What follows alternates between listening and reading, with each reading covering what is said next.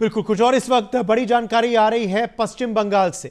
The state of West Bengal has reported a total of 287 COVID-19 cases, out of which 82 cases have been reported in the past 24 hours.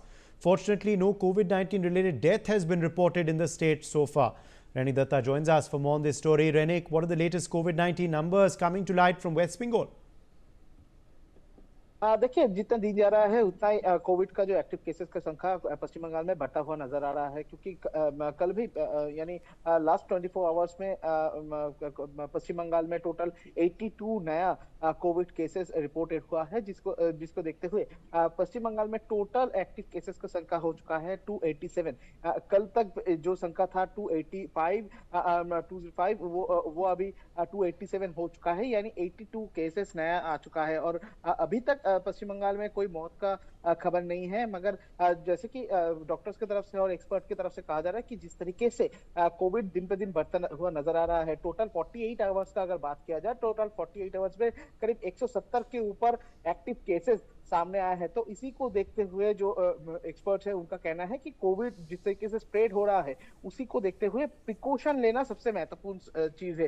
Waste Bengal health department की तरफ से हर एक अस्पताल को isolation ward ready रखने के लिए कहा गया है, और उसके साथ साथ ही आइसोलेशन वार्ड में ऑक्सीजन सप्लाई मौजूद रहे, इसके ऊपर ध्यान रखने के लिए कहा गया है। और उसके साथ साथ ही वेस्ट बंगाल गवर्नमेंट की तरफ से जिस एरिया पर कोविड एक्टिव केसेस सबसे ज्यादा है, उस जगह को मार्क करने के लिए, उस जगह को क्वारंटाइन करने के लिए ऑर्डर दिया गया है। और उसके साथ साथ जो लोग कोविड पॉजिटिव हो रहा है, वो लोग किस किस का कांटेक्ट में आ रहा है, इसका डिटेल्स भी जानने का कोशिश अभी डॉक्टर्स की तरफ से किया जा रहा है, और प्रशासन की तरफ से भी ये पूरा डिटेल्स जो है वो लेकर उस एरिया को क्वारंटाइन करने का जो प्रोसेस वो किया जा रहा है। मगर वेस्ट बंगाल हेल्थ डिपार्टमेंट की तरफ से और जो डॉक्टर्स है, जो एक्सपर्ट हैं, उनकी तरफ से भी कहा जा रहा है कि ये कोविड का जो वेरिएंट है, इसको लेकर डरने का कोई बात नहीं है।